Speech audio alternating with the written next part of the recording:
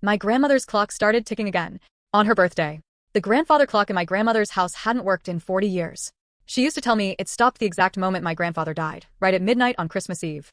She never had it repaired. She said some things were meant to stay broken, that the silence was her way of keeping time with him. When she passed away last spring, I inherited the house and everything in it. The lawyer handed me the keys and a letter she'd written years ago. In it, she made one request. Keep the clock. Never wind it. Never fix it. Let it rest. I honored her wishes. The clock stood silent in the hallway, a beautiful piece of craftsmanship gathering dust.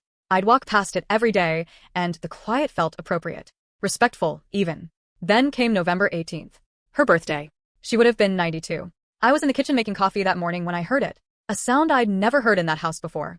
Ticking. Steady, rhythmic ticking echoing through the hallway. I dropped my mug, and it shattered on the floor. The clock was running. The pendulum swung behind the glass case, catching morning light with each pass. The hands were moving, keeping perfect time. I hadn't touched it. I hadn't wound it.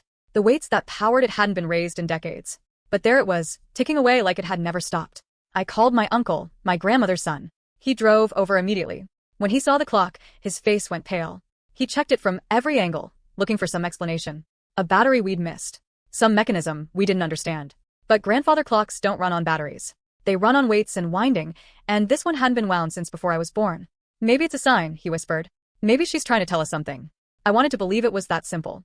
A comforting mystery. A birthday message from beyond. But then the clock struck noon, and my blood turned cold. It shouldn't have chimed. The chime mechanism had been broken for decades, even before the clock stopped. My grandmother had mentioned it once, said they disconnected it years before my grandfather died because it kept the neighbors awake. But it chimed. 12 deep, resonant tones that vibrated through the entire house. And after the 12th chime, I heard something else. A 13th chime. Then a 14th.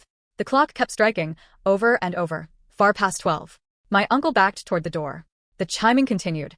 15, 16, 17. It wouldn't stop. The sound grew louder, more insistent, until the windows rattled and picture frames shook on the walls. Finally, at midnight's worth of chimes, 24 in total, it stopped.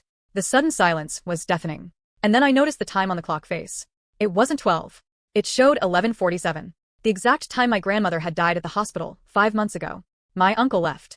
He told me to get rid of the clock, to sell the house, to walk away. But I couldn't. This was her last gift to me, even if I didn't understand it yet.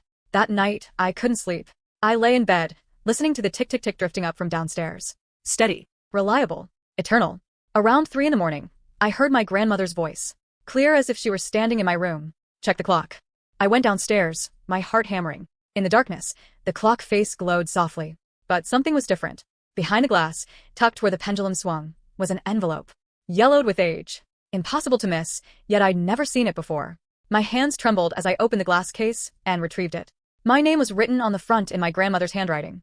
Inside was a single piece of paper. The clock counts down now, not up. When it stops again, someone else will join your grandfather and me. Take care of your uncle. His time is coming soon. I looked at the clock face. The hands were moving backward. Subscribe for more stories.